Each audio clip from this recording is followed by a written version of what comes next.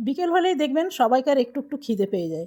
তো আজকে বানাচ্ছি একদম চিড়ে ভাজা, সঙ্গে থাকবে চা। চায়ের সাথে চিড়ে ভাজাটা কিন্তু দারুণ লাগে। একটু দিয়ে দিলাম কাজু বাদাম, চিনিয়া বাদাম, ভালো করে একটু তেলে ফ্রাই করে নিলাম। আর এদিকে আমার দিয়ে দেবো দুটো শুকনো লঙ্কা। চিড়ে ভাজা বা মুড়ির সাথে শুকনো লঙ্কা কিন্তু খুব ভালো যায়।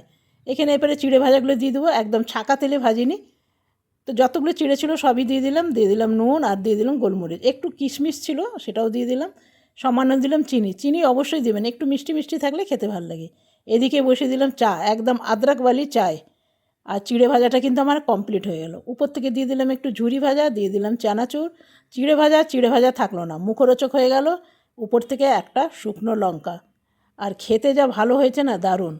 তো চলুন আমরা এখন নিয়ে চলে যাব টিভির কাছে।